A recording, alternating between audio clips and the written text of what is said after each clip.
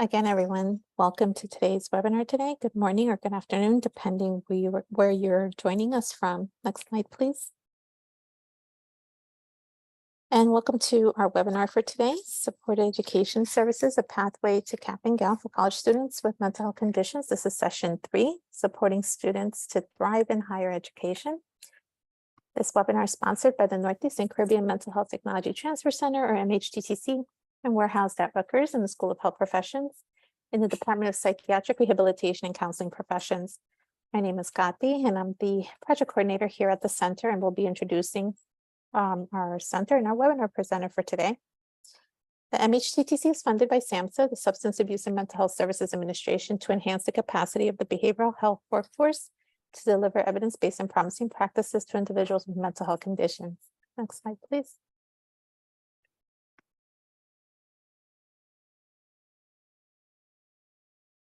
We provide training-related workforces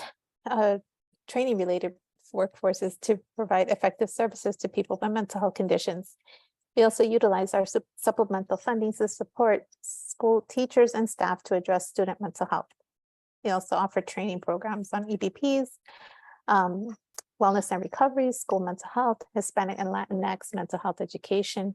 And we also feature online education courses such as Wellness Matters, Illness Management Recovery, Functional Thinking, and more.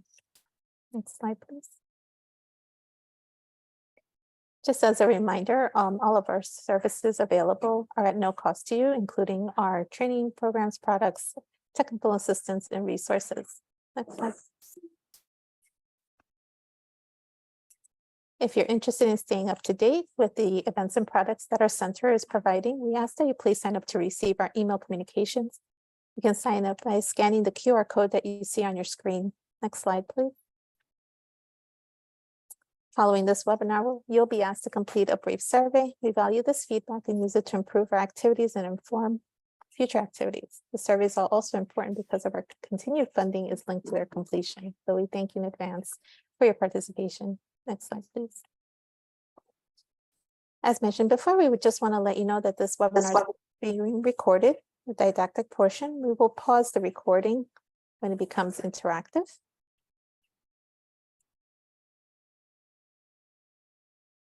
At the time of this presentation, Miriam Bedelfin-Rittman served as Acting Assistant Secretary for Mental Health and Substance Use at SAMHSA. The opinions expressed herein are the views of the presenter and speaker and do not reflect the official position of the Department of Health and Human Services, or SAMHSA. No official support or endorsement of DAHHS, SAMHSA, for the opinions described in this presentation is intended or should be inferred. Next slide, please. We encourage you to interact with our presenter during this webinar by using the chat feature. Please post any comments or questions you have, and I will collect your questions and ask them of the presenter during the Q&A time towards the end of the presentation, or the presenter may also pose questions to you during the presentation. Next slide, please. We would just like to remind you that the MHTTC network is committed to using affirming, respectful, and recovery-oriented language in all activities. Next slide, please.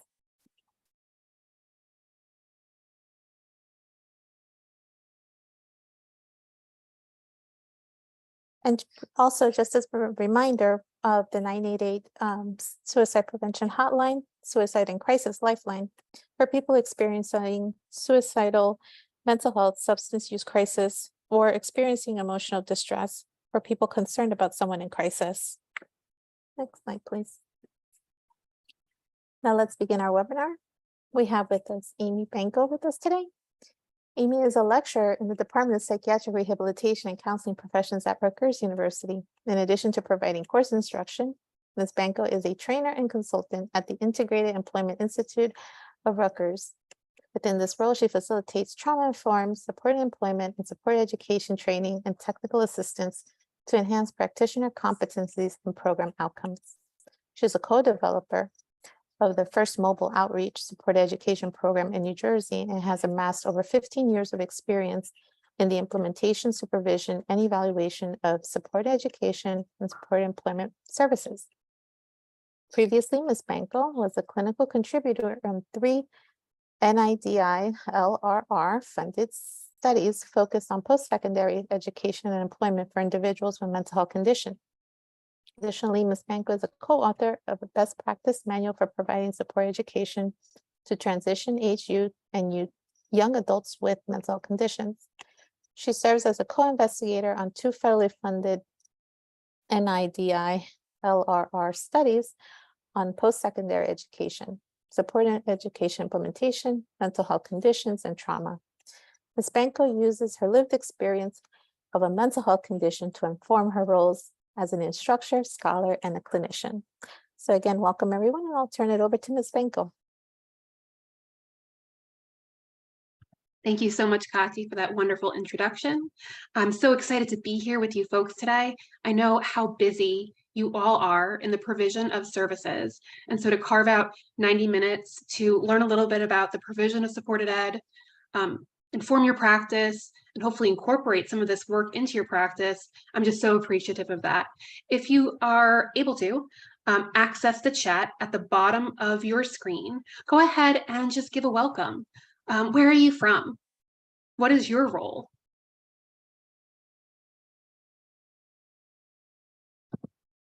I think it's always a good idea to have a little bit of that knowledge of who's attending today, so we can target our agenda and our session for your work. And Kati, if people are putting into the chat where they're from, their roles, if you could just read that out. Thank you.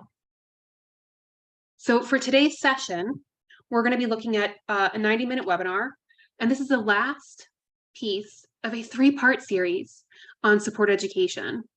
And we're going to be focusing on helping people ultimately get to cap and gown. Next slide, please. Anything coming in the chat? Yes.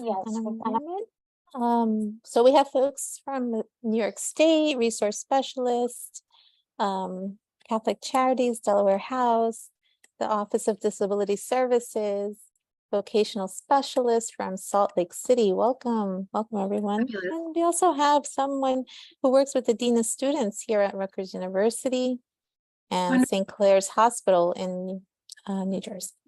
Wonderful. So we have a large, wide variety of people and different positions that you all have, and different supports that you're providing for students with mental health conditions. Fabulous. So hopefully, as we go through this objective and the content for today, some of what we will review is going to be assistive and informative for all of the wonderful roles and services and supports that you offer students in their wellness and recovery in that normative developmental life role of post-secondary student. So we're going to go over what the KEEP phase is. We're also going to look at the critical components of the KEEP phase of supported education. And if you are a little confused as to what I'm referencing, we're going to go over what the stages of supported education services entail, one of those being KEEP. And then we're going to look at some campus and community resources to help students maintain matriculation and ultimately get to cap and gown. If there's anything that you would like covered for today that's not listed on these objectives, please feel free to put it in the chat. I want to make sure that the session is really tailored towards your needs and how I can be most assistive in helping you to develop your services. Next slide, please. Thank you, Kati. Support education follows the Boston University model of choose, get, keep, leave. This particular model helps people to make choices about their pathways for education and training for ultimate vocational trajectories for employment goals, right? So that the person can get the appropriate education and training to enable them to have a career that affords them financial independence. This choose, get, keep, leave approach really is a framework for practitioners to formulate plans, to develop intentional services, and to anticipate next steps. Next slide, please. Thinking about these phases, right? We historically had a model that was choose and get and keep. We've recently added the leave component because we find that it is just as important, if not more, to help individuals, especially students, navigate temporary leaves, navigate the pathway to graduation, and that smooth, seamless transition from their education experience into the career of their choosing, right? So thinking about these stages, choose, and this was, I think, our first session of the series, choose is helping people to select that educational pathway, getting that training so that they can get that good employment that's compatible with the person's values, their skills, preferences, and their needs. The get phase aims at securing admission into preferred educational and vocational training programs, and it's also applicable for that employment domain as well. And the aim of this keep phase that we're going to go over today is to help that student remain matriculated, right? So that they can ultimately pass their courses continually. That's hard, right? And get to capping gown so that they can enter their employment domain, that employment field. And hopefully, for those individuals that may be on disability benefits, that may be on, assistance programs, subsidy programs, they can get off of that with getting to that primary labor market through that post-secondary education goal attainment. Today, we're going to be taking a closer look at KEEP. And just as a quick review, next slide, please. You might have attended the first session in the series, Choose. That's all about, right, 2 sessions ago. The critical elements and the tasks of the practitioner, you the practitioner, of supporting someone in identifying a preferred educational goal. And in this particular stage, we look at clarifying values, knowing what the person finds important, knowing what they're interested in, what their preferences are, and how we parlay that, all of that really good information, into a career, right? And then we take a step back. What do they need to obtain that career? What education would be required to get into that field, right? Next slide, please. The get phase, that was last session, if you recall, is all about shorter term services, tailored, targeted in entering that academic program. And so once a person chooses what they want to do, chooses the school that they prefer, get during this particular portion of that stage-wise approach, the practitioner, you the practitioner, will help them to complete applications, get letters of recommendation, obtain transcripts, assist the person in accessing transportation, maybe to take tours of universities, right? During this get phase, it's a very short goal plan. It should be a very rapid onset from the choose phase to the get phase. And if you can go ahead and put into the chat, could you share anything that you have utilized thus far if you attended the previous trainings from the choose session or the get session? Go ahead and put that in the chat. Anything that you have utilized from these sessions that you've attended on the choose phase or the get phase. So thinking about natural progression. Student has chosen their program. They have now gotten into their program. What comes next? Next slide, please. Congratulations, right? You, the practitioner, have assisted the person in going from unsure of what they want to do, right, to knowing what they want and accessing education. Job is done, correct? What do we think? Thumbs up, job is done. Thumbs down, we got more to do. What do we think? I'm seeing Anne, thumbs down. You can put in the chat. Y for more to do. N for job is done, pat on the back, they're good to go, right? They're in school. What more could we possibly do? We got them to the gates. They're in the university. Great success. Count it as one of our outcomes, right? See from Sherry, more to do. Krista, more to do. Absolutely accurate. We have a lot to do. Next slide, please.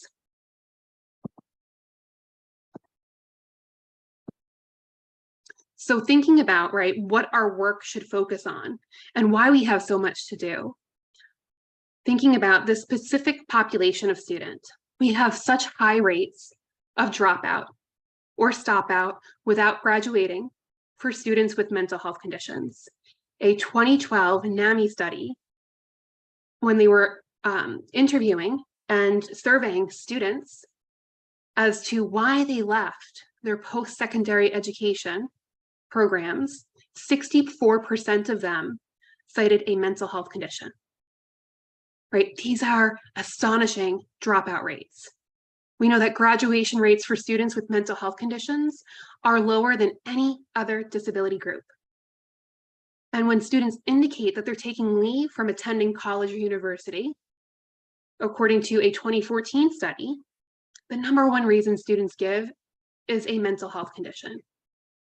Undergraduate students who reported mental health conditions that had an onset prior to matriculation, right? So the onset of their mental health condition was before they enter college, had increased odds of dropping out.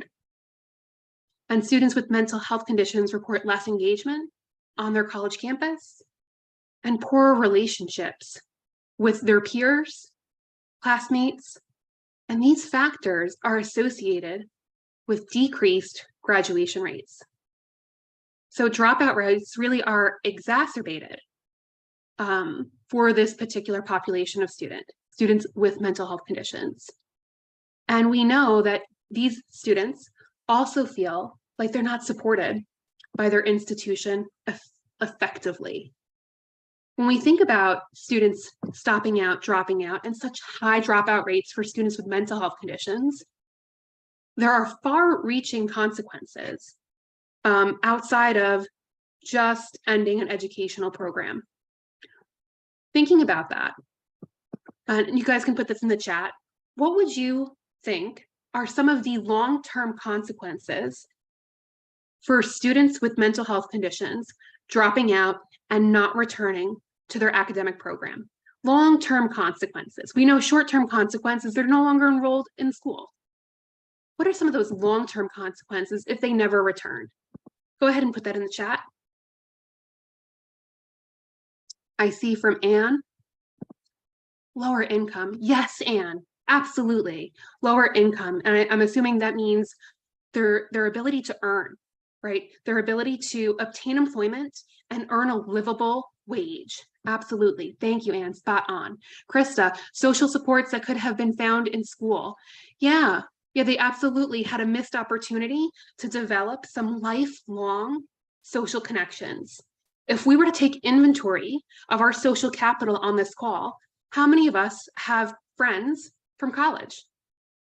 How many of us have maintained relationships? I see Krista, your hand is going right up. So I'm assuming you have some really good bonds with some of those folks, right? People who are not in college may not have that opportunity. So that limited social capital, great. Bridget, limited job options, absolutely. Think about the jobs that we're relegated to when we do not have post-secondary education. What job can you get without a degree? You may be able to work at Starbucks, McDonald's, and those jobs are decent jobs, but can they afford rent? Can they afford the car payment, the groceries, especially the groceries in 2023, right? So that's a challenge. From Sherry, lower pay, lower self-esteem, social anxiety, yes, lower self-esteem, and that could be tied to identity. When we think about our identity, there are many facets that can come up, especially our role as a student and our role as a worker. And so if we miss out on that opportunity to go to school, to get that better paying job, as you noted, that could impact our self-esteem. Al, self-esteem and confidence are low and not able to socially network. You guys are spot on. So when we think about the implications, it's not just in the immediate future. It is far-reaching. On average, employment opportunities and salary potentials are lower for individuals who do not earn a college degree. Students who drop out of college are 4 times more likely to default on their student loans. Imagine that, not being able to pay back your student loans and not having the degree to show for it. And 40% of people with serious mental health conditions have an annual income below $10,000, right? 40% of people, income below $10,000. And we also have an 80% unemployment rate for people with mental health conditions. Additionally, when we're thinking about health, when you have limited social determinants of health defined by the World Health Organization are the conditions in which we live and grow and we're born into at times, right? And so when we think about these conditions, they include our education and employment opportunities. And those 2 factors of social determinants of health impact the other factors of our social determinants of health, where we live, what communities we reside in, the healthcare that we have access to. And so when someone is without education and precluded from primary labor market, right, because they don't have post-secondary education qualifications, then ultimately those other social determinants of health will decrease. And then we see these health outcomes, higher rates of physical health conditions, income inequality, leading to poorer physical health. And so it's really important to kind of think about what are the things that result in these outcomes, these high dropout rates? What are the barriers that are impacting students with mental health conditions in being able to finish their degree? So think about that for a second and put it into the chat. What do you think are some of the barriers that students with mental health conditions experience that result in these poor outcomes? Because that's, as practitioners, right, once we know that, we can begin to address it. We can begin to systematically remove those barriers, mitigate those barriers, and help people to get to cap and gown. What do you think? What are some of the barriers? From Krista, living situation, either on campus, can't afford, have to be at home, having trouble getting to school. Yeah, absolutely. That can be a contributing factor. Does the person have stable housing? Do they have housing that's conducive to doing work? Have you ever been in a place, maybe it was your office, maybe you were residing with other people, and that environment was just not conducive to studying, to writing a paper? I know I have. I had some loud, rowdy roommates at times, right? I think that's a great point. Marginalized, increased number of absences, tardiness, needing accommodations. Sherry, you were spot on. Thank you for your insights. I think that's very key, right? Students that have been marginalized, discriminated, have experienced oppression and precluded from these environments, absolutely. And inpatient care. Yeah, when people may have an increase in symptoms, they might need to experience a higher level of service. And so they may have to have an inpatient setting for a brief period of time. From Hillary, isolated socially from other students. Absolutely. From Al, various changes. Excellent. Yeah, you guys are spot on. Next slide, please. So thinking about additional barriers to the ones that have been cited, students were surveyed with mental health conditions and they were kind of exploring what were the things that were most challenging for them. And out of those respondents, 70% said that their challenges at times lied with being able to concentrate, being able to focus, giving their attention to the work that they needed to do. Additionally, students identified time management as a big concern. How do you divvy up the limited time that you have for your schoolwork and all the other important roles that you may be committed to, like working, like taking care of family, etc. Stamina, the ability to persist and not get fatigued. Organization of spaces, organization of notebooks, notes, things of that nature. Prioritization of tasks, not knowing how to go about selecting what is the most important thing to take care of. What do we think about this? Go ahead and put it in the chat. Is some of this resonating for you and some of the individuals that you serve and what they might describe as challenges? Next slide, please. Same survey. Additionally, right, that was 70% of respondents. Other 50% of respondents reported these particular barriers as challenges for students with mental health conditions. Difficulty memorizing information. I think we said managing psychiatric symptoms, managing, right, those wellness issues. Maybe needing to, again, someone mentioned going inpatient, right, and having a higher level of care if symptoms are exacerbated. We see studying for exams as a particular challenge. Taking exams, right? Two different things. Preparing for an exam is one, and then actually sitting down and being present and being able to relay what you studied on that test. Preparing for class, composition skills, writing skills, note-taking, all of these things were identified. From Sherry, I hear this all the time. I'd love resources to help them prioritize. Yes, I think it's important that we consider, how do we address these commonly cited barriers? And when we look at them and kind of begin to categorize them, we see some trends. We see very quickly there are 3 categories forming within these barriers. One category is learning and executive functioning skills. Another category would be wellness skills, right? How do you manage your wellness? And the third would be relationship and communication skills, such as speaking with the professor, speaking with classmates, right? So we see these trends very quickly emerging as priorities. And so next slide, please. That's what the KEEP stage has to address. Our work is not done after the choose and get stage. Our work, in fact, is just beginning. I say to people providing support education services, this is where the real work starts. Think about your own educational experiences. How many years did it take for you to complete your bachelor's, your associates, your master's? Put in the chat, how many years did it take? I know for me personally, it took me over 7 years to complete my master's degree. I had many starts and stops, right? It was a bit of a challenge.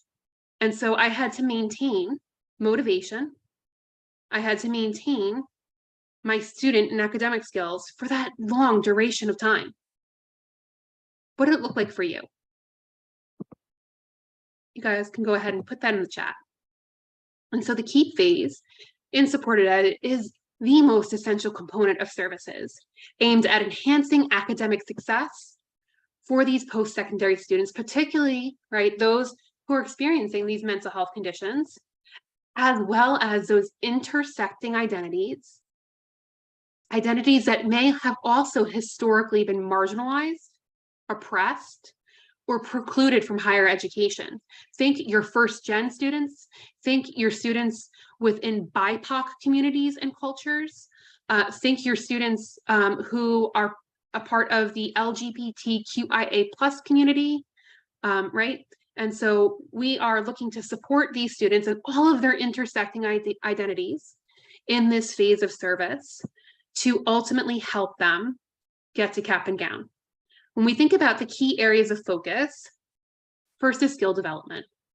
During this part of the SED process in KEEP, we, the practitioners, are going to guide the students in honing, refining their critical academic skills, including both their learning skills, right? How do you study? How do you write a composition?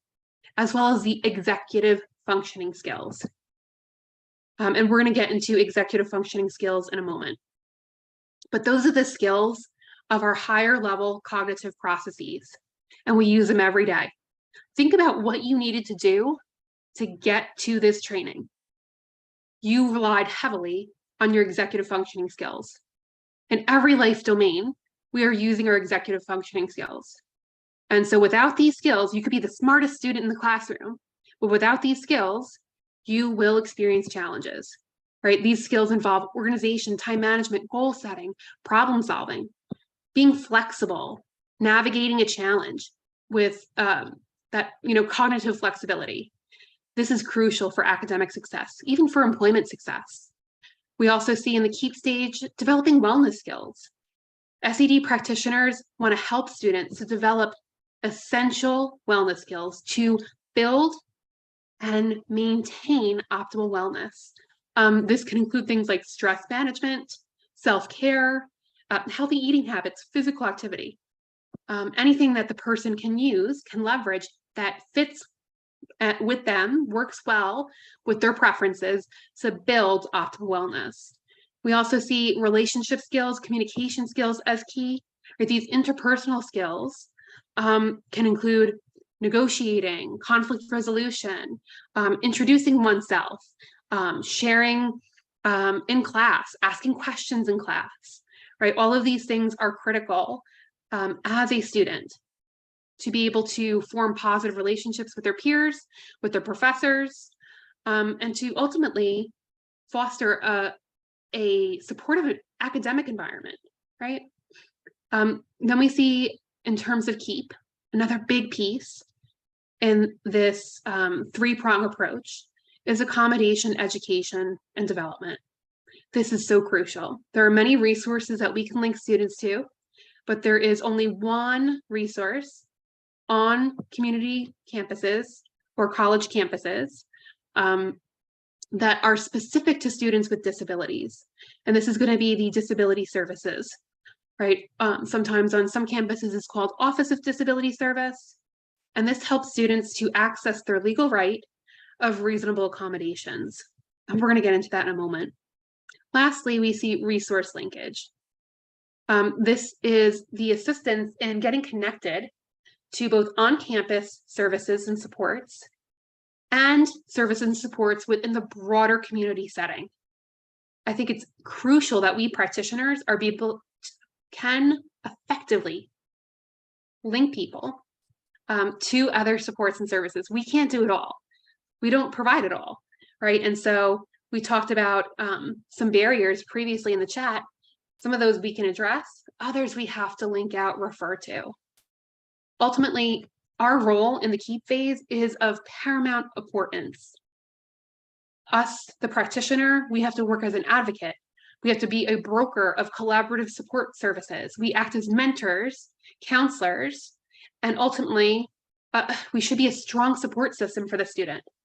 We should continue providing our time-unlimited mobile outreach services that are assistive, supportive, and inclusive for the student to kind of get over, mitigate, go underneath, move around any way we can, those barriers that we previously had cited. So any questions on the overview of KEEP before we start to do a deep dive in each of these three sections? Let me ask, are you guys providing some of these services currently? Does it sound familiar to you? Skill development, accommodation development, resource linkage. I see some heads nodding. Put in the chat, are you currently engaged in some of these areas? Or is this totally new?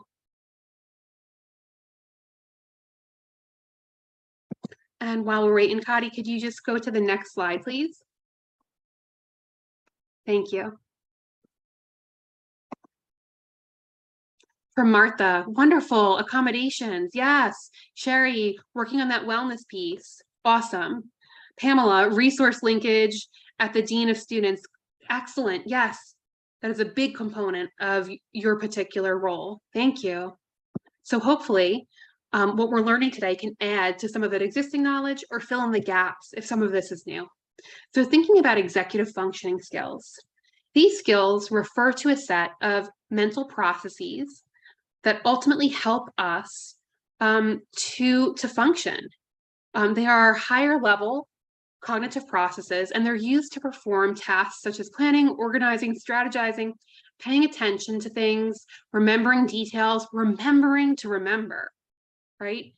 What day did I have that doctor's appointment? When am I supposed to go to that class for that group project, right? And managing time, as well as keeping our space organized. And so thinking about executive functioning skills, they are housed, if you were to take your hand and place it on your forehead, this is your prefrontal cortex of your brain, and this is where our executive functioning skills are housed. When we think about challenges with executive functioning skills, by far and large, one of the largest groups of individuals that may have challenges with executive functioning would be individuals with mental health conditions, right? And it's multifaceted. One, when you think about the nature of mental health condition, the symptoms, depression, anxiety, those symptoms can impact the functioning of that prefrontal cortex and how individuals develop those executive functioning skills. But also, psychotropic medication can impact executive functioning skills. Has anyone ever worked with someone who was on a psych med that maybe made them really fatigued? Or maybe it impacted how they were able to focus and concentrate. And so we see a multitude of reasons why students with mental health conditions may experience challenges with executive functioning. What does that exactly look like? One is inhibition, the ability to suppress impulsive behaviors or responses. That takes effort from that prefrontal cortex. Working memory, the ability to hold, manipulate information over a short period of time. Cognitive flexibility, the ability to change your perspective or approach to a situation or to switch between different tasks. Planning, prioritizing, the ability to create a roadmap to reach a goal, to complete a task, to make decisions about what's important to focus on and what you can do later. This is a big one, task initiation. Task initiation is the ability to begin a task without undue procrastination. Has anyone ever worked with someone who cited procrastination as a youth challenge? Thumbs up, thumbs down. Anyone working with individuals who experience procrastination? I see from Sherry, yes. Yeah, that is an executive functioning skill deficit or skill need. It has to be built. We see that quite a bit from Nicole, absolutely. Yeah, I engage in a fair amount of procrastination myself. And right, that is the impact of an executive functioning need. Thinking about additional executive functioning processes, we see self-monitoring, the ability to monitor your performance and measure it against standards, or even what you need to proceed moving forward, what you need to do, as well as emotional regulation. The way that we manage our emotions, that is an executive functioning skill. It takes a lot of energy. And we see this area of the brain really doesn't develop until late teens, early 20s. So when you see your young kiddos that you may work with in service, or if you are a parent or a niece, have a niece, you're an aunt or an uncle, and you see, kids having that very visceral emotional reaction, they have undeveloped prefrontal cortexes and don't have those executive functioning skills really solidified yet to manage emotions. And so it's a matter of building those skills, especially for individuals who have those challenges with the prefrontal cortex. So thinking about the importance of executive functioning skills for college students, go ahead and put into the chat, why do we think that this is a needed area in terms of assessment and development? What would happen, right? What would happen if a student didn't have mastery of these particular skills? Go ahead and put that in the chat. Maybe you're working with someone who experiences challenges with these particular skills. What does that look like?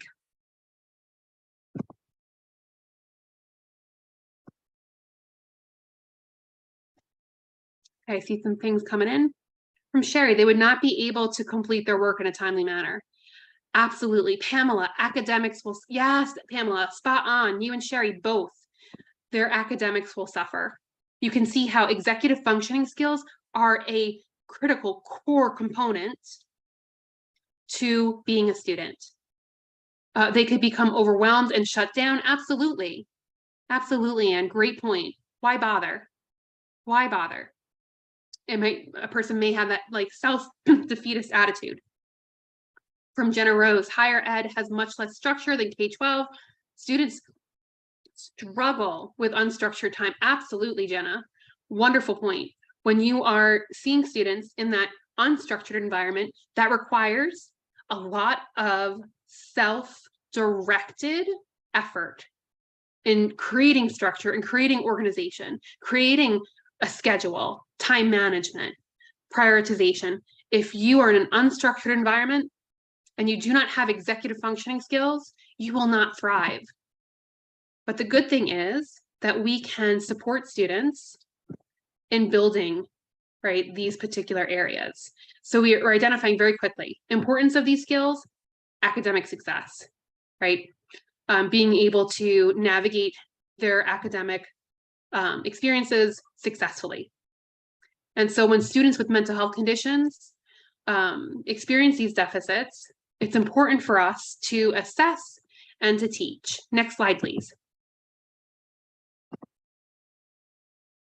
So when we are assisting with executive functioning skills, we want to take the approach of evaluation first, right? SED practitioners will use a combination of assessments, observations, and interventions to evaluate and teach skills.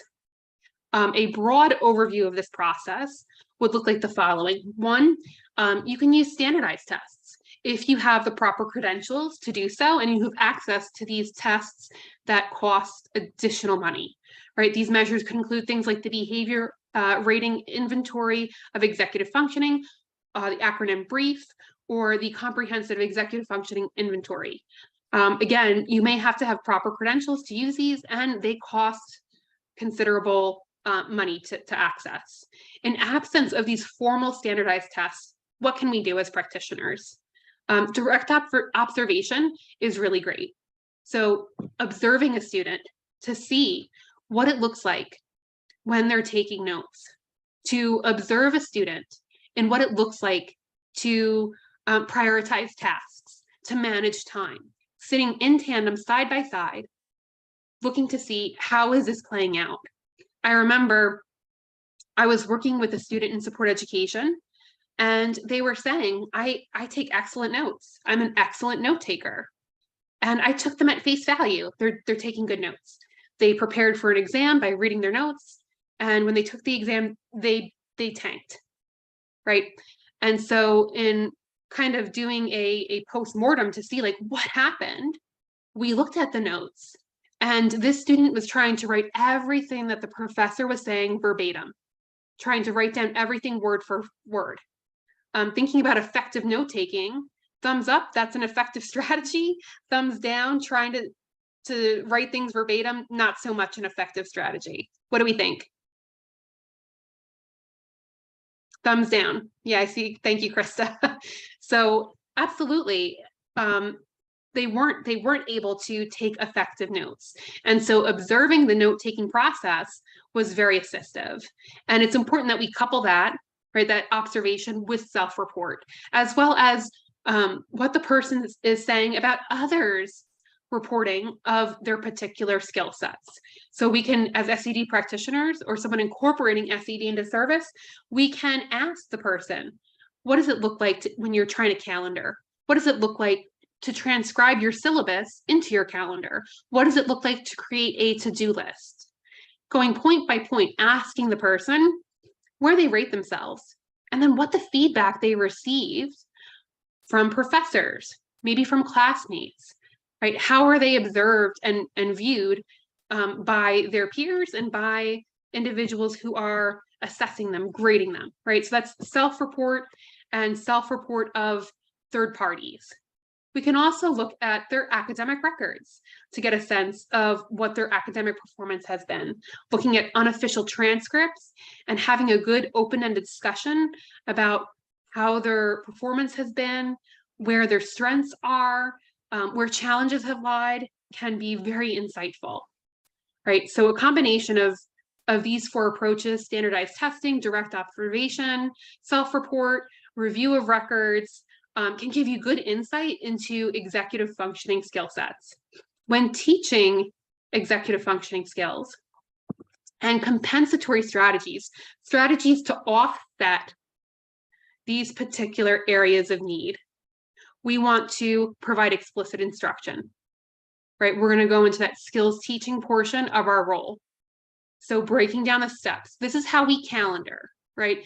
When you are looking to schedule your time, you would put your appointment in at this date at this time.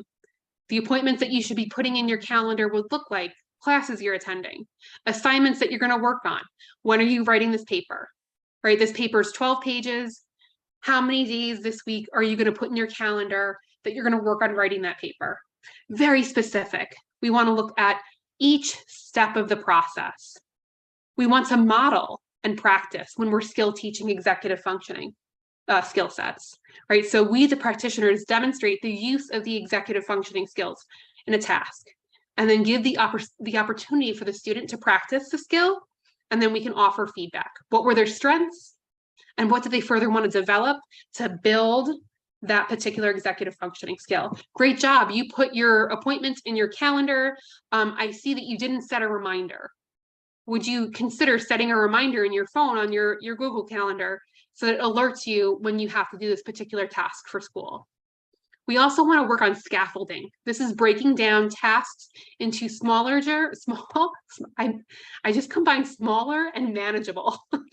So we want smaller, manageable pieces. And this, again, is scaffolding. We want the student to be able to look at large tasks and break them down. Have you ever had a term paper in your experience, your academic experience, and just got so overwhelmed? I'm currently working on dissertation, and that is like a nightmare, right? And so I have to look at these small, manageable, bite-sized pieces. And this is critical in helping people in their coursework, right, with a mental health condition, to be able to look at how are they going to effectively complete everything by the end of the semester without getting overwhelmed. Small bite-sized pieces using scaffolding. We can also help them to emphasize the use of tools, technology, right, as a key piece of our compensatory strategies. So this can be calendars. I mentioned calendaring a lot. This is such an important skill. To be able to know what's due, when it's due, and how you're going to get it done. Checklists, helping the students to build checklists, timers, reminders, apps that can support, their development of projects. All of these things can be assistive to offset those functional implications of the mental health condition and build executive functioning skills. We also want to have the student to kind of self-monitor and in our sessions reflect. How's it going? How's calendar going? It's not a one and done conversation. We need to continually provide that skills teaching, that positive reinforcement. And sometimes when symptoms are increasing, these skill sets may be impacted. And so we may have to meet with a student more frequently. We may have to incorporate more of this skills teaching into our sessions. So regular check-ins are crucial, right? Thinking about that monitoring piece.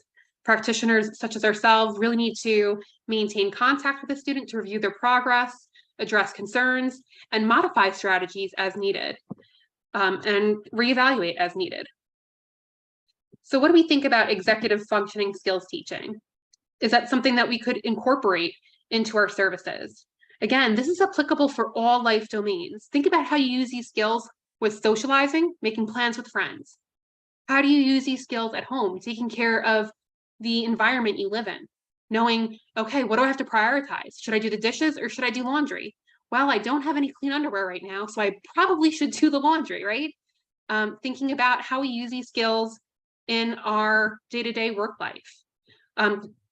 Great thing about these is that it's transferable, right? You can use them in all of these domains.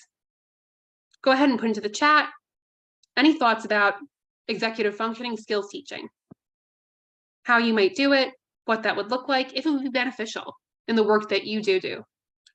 Next slide, please. Another component of skills teaching is wellness. Wellness is defined as a broad concept that speaks to our levels of health, right? And our wellness is defined by our actions. Our wellness is impacted by culture, by our resources and supports, the skills that we have, and especially the presence of a medical condition. And so when I conceptualize wellness for the students that I'm working with, I like to use this before stage 4 model. This is from a mental health awareness and advocacy campaign that was launched by MHA, Mental Health of America. And it really looks at promoting wellness and mental health by importantly, I think, acknowledging that mental health exists on a spectrum, just like physical health. Mental health isn't simply the absence of illness, it's a continuum that ranges from optimal wellness, like stage 1, right, to more severe symptom onset, looking down at stage 3, stage 4. People can be anywhere, students can be anywhere along this continuum at different points in their lives, different points in the semester, different points in their academic program career. And it's important to recognize and really address shifts in a student's mental health wellness prior to getting to crisis. And so the concept behind this before stage 4 campaign is that mental health conditions should be treated and supported long before it reaches the most critical portion of that spectrum, right? Stage 4. And so when we think about stage 4, we see stage 1, mild symptoms and warning signs. A person may begin to experience mild changes in their thinking, feeling, behavior. In stage 2, students at this phase may experience more symptoms, more apparent symptoms, frequent symptoms. They may start to interfere with their ability to function at school. Stage 3, students at this stage can experience significant disruptions to school. And stage 4 symptoms, right, students' symptoms are severe and very impactful. And the student is at risk for experiencing complications. What do we think of before stage 4? Have you guys utilized this in your work?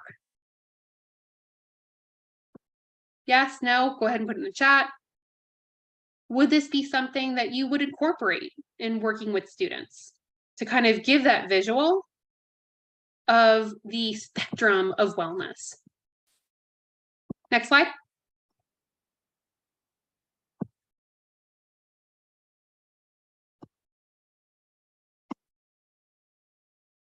So thinking about never use it. No, I hope that you're able to incorporate it into your work. I think it's very informative. And again, lets individuals know that there's a spectrum of wellness. So optimal wellness is essential for students to thrive in their educational programs. SED practitioners, right, really need to, in this KEEP phase, support students in assessing where they're at on that spectrum in terms of their wellness, identifying that student wellness waxes and wanes over time. The students that you might be supporting will have a wide array of wellness baselines, and their wellness levels may experience changes throughout that semester, throughout their time at school. I worked with one student who I didn't know what severe symptoms looked like until 3 years into their academic program, when they had a car accident, were experiencing symptoms of PTSD, and had significant changes to their diagnosis of OCD, right, because of that external experience. So we want to help the students to build skills, develop wellness, and that will ultimately help them to maintain their academic standing. Thinking back to those barriers, not only were those executive functioning issues, but we saw issues with symptoms. So teaching wellness skills, supporting wellness development, crucial.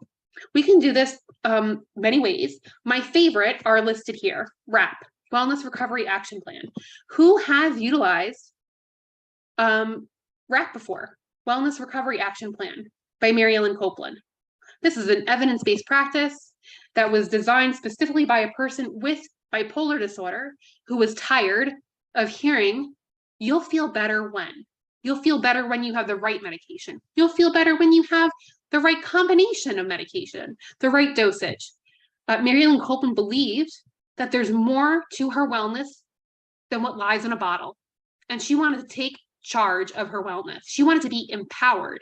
So she developed WRAP to ultimately support, right, her empowering skill sets of maintaining wellness. And students can do this as well to take control over their well-being, their academic success.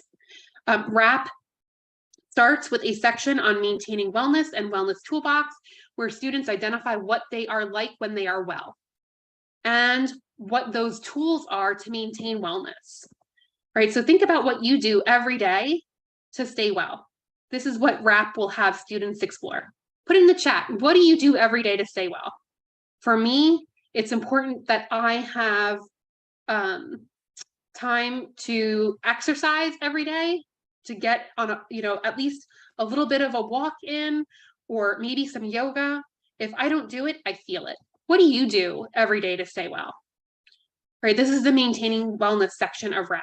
So it helps students to really think about what are the activities that they can engage in to have a positive wellness experience, optimal wellness, right? They create their wellness toolbox. WRAP also has a managing stressors section. And this is a significant part of WRAP that involves recognizing triggers and the early warning signs when you're not well. This includes identifying, external events, circumstances that might provoke uncomfortable emotions, symptoms, subtle signs that indicate the student is feeling worse. And the ultimate goal of understanding what that student looks like when they're not well is to help that student to ultimately begin to use more of that wellness toolbox that they built so that they can offset the triggers that they're experiencing. I love this list. That's awesome. You guys are great. Pet my dog, fabulous exercise, get outside, try to get a little sun. That is very important, especially now that we do not have that blanket of smog coming over the East Coast area. Meditation, that's awesome. I'm glad that you guys have a good understanding of what works well for your wellness. And in teaching wellness skills, that's exactly what we do for the students that we're working with. One of the other critical components of WRAP is crisis planning. This is so valuable. This section of WRAP helps a student to identify what is ultimately going on in terms of a crisis. What are the signs of a crisis? And what would they want done in the event of a crisis? And this section is developed when a student is feeling optimal, when they're feeling well. And once they kind of list out what they want done in the event of a crisis, then that student has a very thorough plan of what happens if they need to take a leave. That will safeguard their financial aid, that will safeguard their grades, right? Thinking about times that you were in school, what happens if you were to just ghost your semester, your professors? There are significant consequences. And so having a WRAP in place with a crisis plan will let you, the practitioner, know what needs to be done if that student is inpatient and can't communicate with the school. Who's now the point person to make sure that that student's status is not negatively impacted? So critical. I can't even tell you how many times I was working as a support education practitioner and had to utilize that crisis plan because a student had a crisis, whether it was a mental health crisis or another crisis, right? And it was so good to know what that student wanted done when they were feeling well. I like to also utilize the 8 dimensions of wellness in conjunction with WRAP. The 8 dimensions of wellness developed by Dr. Peggy Swarbrick is a SAMHSA endorsed tool that looks at physical, emotional, intellectual, social, spiritual, occupational, financial, and environmental wellness.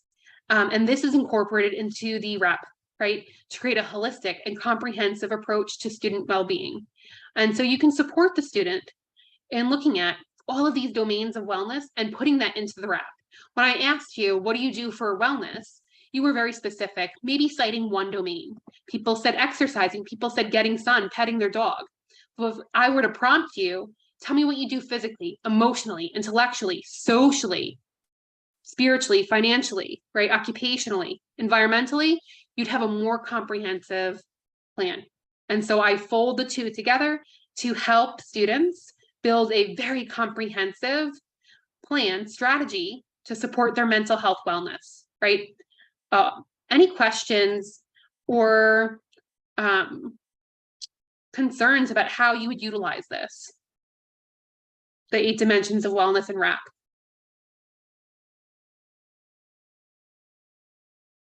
There are specific trainings on how to facilitate WRAP. I have in the resource section a modified version that was created specifically for WRAP for students. So you will get that packet. I would recommend that you access some additional WRAP trainings. And there are plenty online that you could access for free that could assist you in implementing these strategies in your work. Next slide, please. The third piece of communication, the third piece of skill development is communication. College students with mental health conditions often face unique challenges when it comes to communication with their peers and professors. Recalling from your own experiences as a college student, as a CTE student, whatever education you may have, go ahead and put in the chat. What were some of the concerns that you might have had communicating with classmates, communicating with professors? Or what are some of the concerns that the people that you're working with might share with you? What does that look like, right? It can be very anxiety provoking to communicate with professors, to communicate with classmates. And these difficulties can be even further enhanced when individuals have a mental health condition. So when thinking about, right, communication for students with mental health conditions, they may have key challenges, including symptom-related challenges, right, affecting how a student communicates because of their symptoms. For example, social anxiety can make a student excessively fearful of interacting, asking questions in class, presenting in class. Depression could make a student withdraw, right? Or difficulty expressing thoughts. And a student with PTSD could have difficulty focusing in a conversation or during class. Thinking about additional key challenges, stigma, right? Despite the ever increasing awareness of mental health conditions, there's still significant stigma associated with mental health conditions. And so students may fear negative judgment, rejection, misunderstanding. Additionally, you could see maybe isolation and loneliness as a challenge for students in communicating, feeling like they are not a part of the college campus, having very self-perpetuating, self-deprecating thoughts about, that imposter syndrome, not a part of that, connected to community campus, to their peers, as well as the impact of treatment, right? The side effects of medication can impact people, including how they communicate. So these challenges can really underscore the importance of supporting us practitioners, supporting students in building communication skills. From Krista, asking for help when needed. Absolutely, that's a biggie. Asking for help, asking for feedback, inquiring about details of an assignment. I've had students who had challenges even asking a peer in their class to share their notes, if they were absent one day. Think about, just that simple act of going up to a classmate and saying, hey, I was out. Is there any way I can get a copy of your notes, right? That takes communication skills. And so next slide, please. In thinking about our skills teaching, we want to support social skills teaching, social skills training. We can help students to overcome these communication related challenges by helping them to really develop effective skills, practicing the skills, breaking them down, right? This can involve teaching a student how to initiate a conversation, maintaining eye contact to their level of comfort, understanding nonverbal cues, how to respond in different social situations, scenarios. And what's very helpful is role playing. Assertiveness training is something that I have utilized for students and helping them to express thoughts, feelings, their needs in a respectful way. Mindfulness and stress management can also be assistive in this piece of communication skills teaching, supporting them in that reduction of stress or anxiety that could interfere with communication, building active listening skills to help students be able to focus and to interact effectively with their peers and professor, as well as conflict resolution skills. That's the biggie. Teaching the students to be able to effectively negotiate, problem solve, interact with individuals when there is potential discourse. And a big one is also self-disclosure strategies, looking at a student's preferences of talking about their mental health condition, defining their preferences, building scripts if they need to disclose, they choose to disclose. Who do they want to talk to? What do they want to say? How much are they wanting to share? Being very much targeted in developing a well thought out, right, disclosure script. By teaching communication skills, we can ultimately help these students to navigate their academic and social settings in college much better. And we know that when students are connected socially, they fare better academically. Are you guys doing any skills teaching in terms of communication teaching now for students? Anna, I see a head shake. Anyone else? No, from Sherry. I hope you can incorporate it. There are a lot of skills teaching manuals, social skills teaching manuals.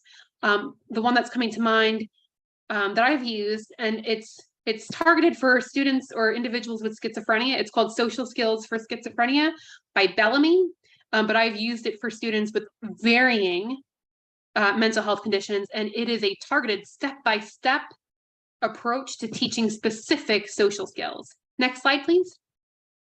If we're thinking about our triad of services, we reviewed skill development. Now we're going into accommodations. Accommodations are afforded by the Americans with Disability Act that was developed in the 1990s. Next slide, please. Reasonable accommodations are essentially modifications or adjustments to tasks, environment, or the way that things are usually done that enable individuals with disabilities to have an equal opportunity to participate in the educational setting, as well as the employment setting. Broad categories of accommodations can include changes to the application process, when someone's applying to school, changes that, let's say, enable a student to take an exam in a quiet room, right? Anything that doesn't compromise the essential functions or core curriculum, and we'll get into that in a second, of the courses can be developed into an essential accommodation, or excuse me, reasonable accommodation. So thinking about reasonable accommodations, again, changes that enable a student with a disability to enjoy equal benefits, privileges of the program, and access that college setting equally are reasonable accommodations. So next slide, let's do a knowledge check. Thinking about this piece of accommodations, who decides accommodations for college students? Go ahead and put that in the chat. Who decides? If I was a student with a mental health condition, who decides? I see Pamela, ODS, Nicole, ODS. Are we in agreement? ODS? Excellent. So disability services, frequently referred to as Office of Disability Services, is going to be the point office or service specifically designed to help students with disabilities, including mental health conditions, right? A qualifying disability includes mental health conditions. And so students are going to want to access this particular resource to gain entry and approval for reasonable accommodations. Next question, how well prepared are post-secondary schools to provide accommodations for students with mental health conditions? Very well, not so much. What are our thoughts? How well prepared? From Pamela, understaffed. That is an understatement, yes. Very much so. Yeah, so when we're thinking about the ways in which Office of Disability staff support students with mental health conditions, historically, we see that ODS has been well versed in providing accommodations for students with physical disabilities. If you have a visual impairment, if you have a hearing impairment, they know what to do. They know how to support you. They have a ton of assistive technology at their fingertips to give these students. They know how to assess the functional implications of that health condition. When we look at how well they've been assistive in supporting students with mental health conditions, that efficacy, that effectiveness is reduced, right? They are still ODS offices, and it's contingent upon schools developing competencies in building out services for individuals with non-apparent health conditions, including mental health conditions, including things like autism, ADHD, as well as even MS, multiple sclerosis. What are some typical accommodations granted to students with mental health conditions? I see some things going on in the chat.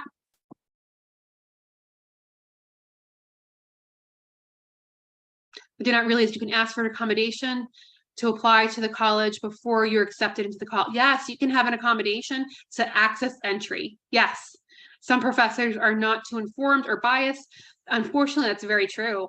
And that's why we have to consider with students, how do they want to proceed with disclosure? And some students choose never to disclose, or if they do disclose, they never disclose the nature of their health condition, and that's perfectly okay. We want to support students in making their own decisions and never force disclosure. Great point, Al. Krista, very true about professors. I've heard of a professor ignoring the accommodations or stigmatized. Yes, I've seen this time and again. And this is not in compliance with the Americans with Disability Act, right? They are going against the law. They have to provide student, if they have the accommodation, has to be honored. That is not congruent with the ADA. Extensions on assignments, time and a half on tests. Yep, some of the common ones, time and a half on tests, taking tests in a quiet room. Sometimes you'll have frequently, recording devices provided, or note taker, right? Very common, typical accommodations. Next slide, please. And so how you can go about developing accommodations entails the following. One, an accommodation can never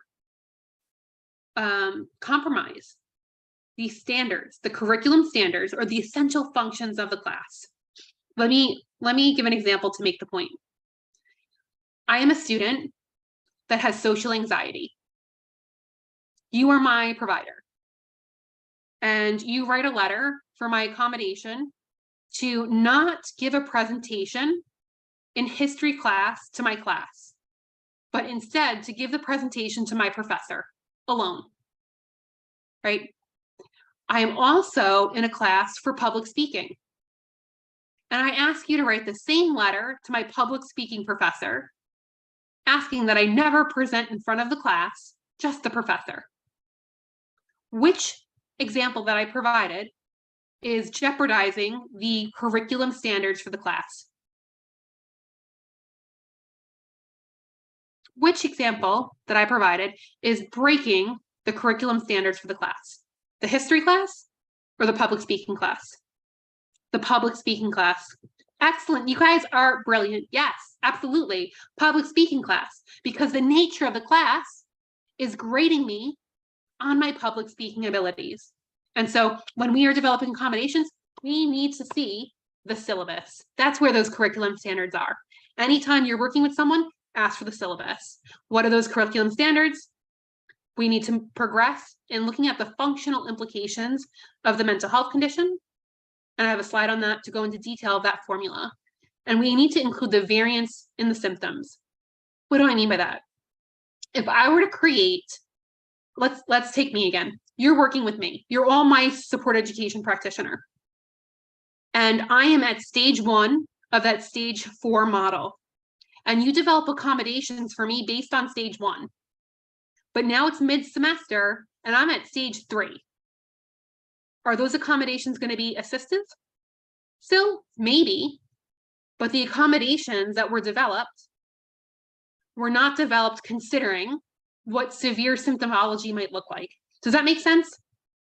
So when we're developing accommodations, we need to develop accommodations to the full spectrum of symptoms, because that can very easily change in the middle of a semester.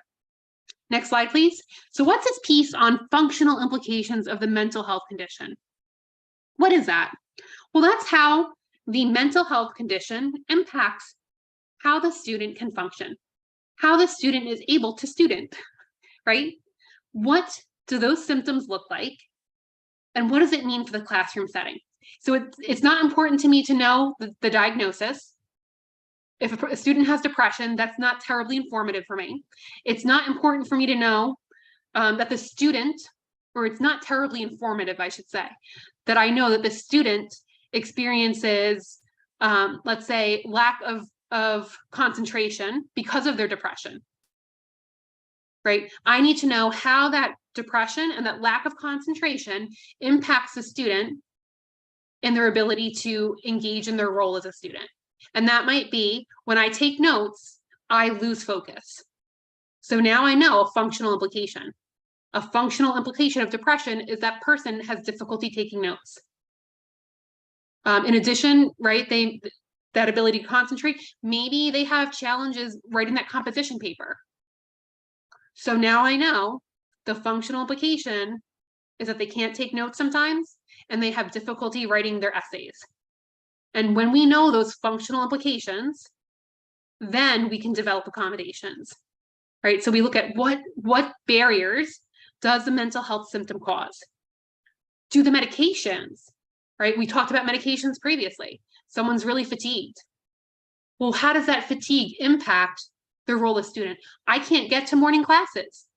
And so maybe an accommodation to offset that would be that I get prioritization registration, early registration, so that I can get those later courses, those later scheduled classes, right? I'm not taking a 7 a.m. class, 8 a.m. class. That's typically the only classes open to freshmen, right? Because they have like late register, they're the last to register. So it's really important to look at this formula, right? How is the functioning impacted by the health condition? What barrier does it cause? And then we can look at potential accommodations. Unfortunately, this is kind of like an overview of all of these different services and supports that are offered in the KEEP phase.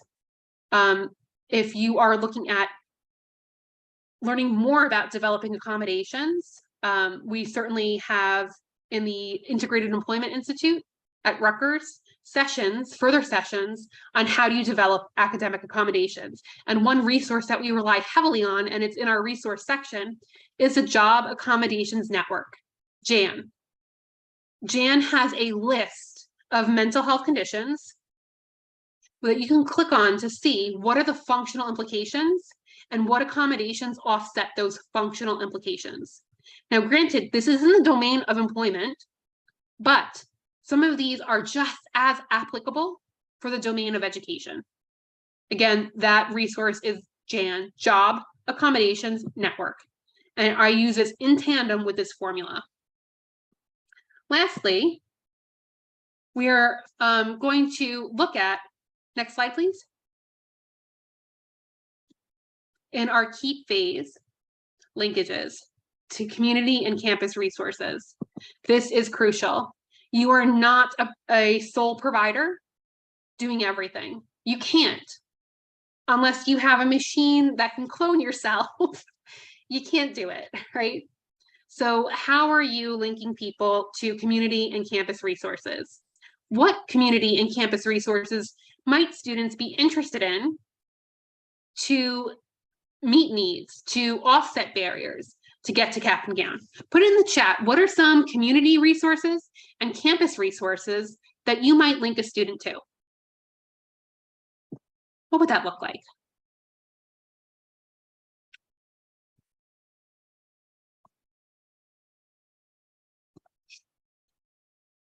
Okay. Self-help centers, excellent, wonderful. Campus food pantry, yes, Sherry. Students are struggling right now. Krista, on-campus clubs, finding social supports. Absolutely. We know when students are connected with peers, they're going to be more successful. So we want them embedded in that college campus. Other things that we see, we mentioned disability services, right? Get them linked up, get them connected. Even if it's just to get more information and they choose not to, at least they know the resources there. So many students that don't realize they qualify for that support. Also, academic tutoring centers, writing centers to help students build those specific skills. Counseling services, typically free, right? Academic advisement, yes, Pamela, counseling services, perfect. Campus counseling services, Krista, yes. These are all free resources that students have access to just by being there and paying tuition. We mentioned peer support groups on campus like Active Minds, or the community like NAMI. We could assist them in getting linked up with academic advising. Career services is on campus to help students find jobs, find temporary jobs, find jobs in their field as they're preparing to graduate, get internships. There are wellness centers that some campuses have that offer nutrition counseling, fitness classes, sleep resources. Office of Diversity and Inclusion can provide support and resources for students within BIPOC communities. We also have on most college campuses health resources for physical health support, study skills workshops, time management workshops, library services. Campuses are rich in resources. So make sure you are linking people and doing your due diligence. And then there's community resources, local mental health clinics. We mentioned support groups, Voc Rehab. Your Voc Rehab will provide free money, best kind of money, right? Free money to individuals with mental health conditions and going back to school for a in-demand job, right? I've supported students in getting up to $2,500 from VR. Again, free, never have to pay it back, for their tuition so that they could gain entry into meaningful employment. There are nonprofit organizations that you can link students to, serving specifically for mental health conditions, things of that nature. Crisis hotlines, right? Self-help hotlines, as well as food banks. I think someone mentioned that, or even volunteer opportunities in the community to help them connect to their community. What's really important, I think, about this piece, right? SED practitioners not only have to be aware of these resources and supports on campus and in the community, but we have to do a really good job at connecting them to these referrals. And that involves so much more than just sliding over a slip of paper and saying, here, see this resource. Effective linkage demands a hands-on approach. And so I would always, when the person accepted it, I'm accompanying them to the resource. We are transportation training, right? We are looking at how do we access the building? How do we make an appointment? I'm supporting them in completing paperwork, right? That active accompaniment is so strong in making a positive linkage. That's an enhanced model of making a linkage. And it ensures that the students feel supported and less overwhelmed when navigating new experiences, right? Because that can be very intimidating. And so I would always couple linkage with that active accompaniment. Next slide. And so we are at the end of our session. Just to summarize key points in the KEEP phase, we want to explore and evaluate skills to build those skills by skill training, skill development, particularly wellness skills, executive functioning skills, communication skills. In KEEP, we want to continue providing these relevant services, ultimately to help the person become proficient in the skills. And then we want to support them in linkage to ODS, linkage to accommodations, helping them to get intentional accommodations, community services, and campus services. Next slide, please. So from today's session, what's one thing you'll try, or any barrier that you may preemptively identify that you could encounter?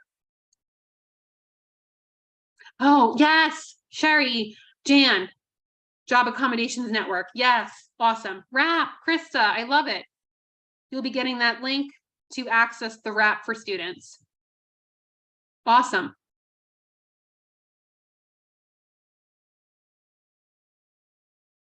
From Al, RAP, that is great. It is a wonderful tool. And if there's one thing that I learned from using it, you build such good rapport with your students when you are using it, or with the individuals you're serving, right?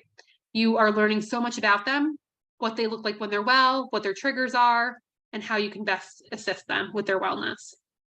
You guys have been absolutely fabulous for today. I am so happy to have you here learning about support education. Please feel free to reach out if there's any questions. But thank you so much for attending today.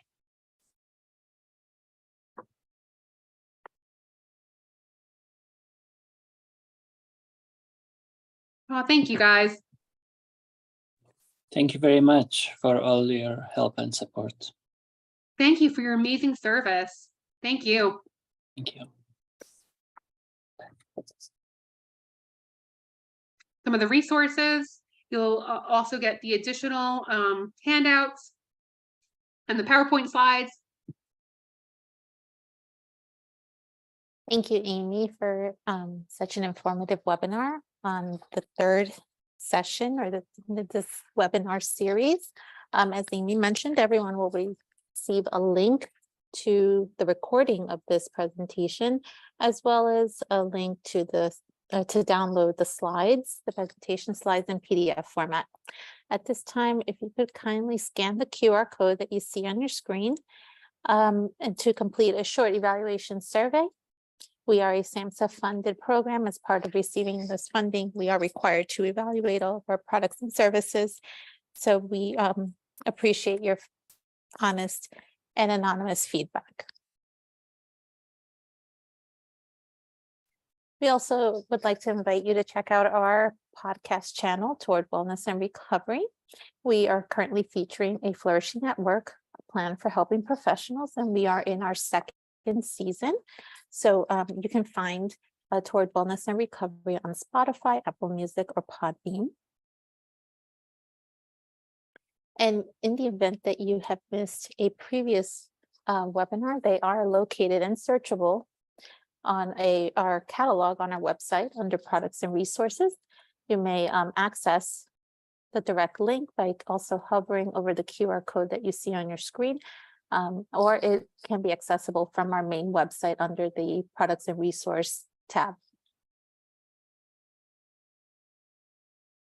Again, as a reminder, a certificate of completion will be emailed to you for download.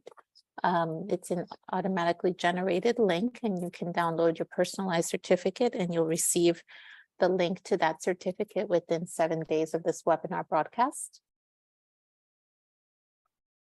And again, we invite you to follow us in our different social media networking channels, and you'll see the handles on your screen, or you may contact us if you have any questions.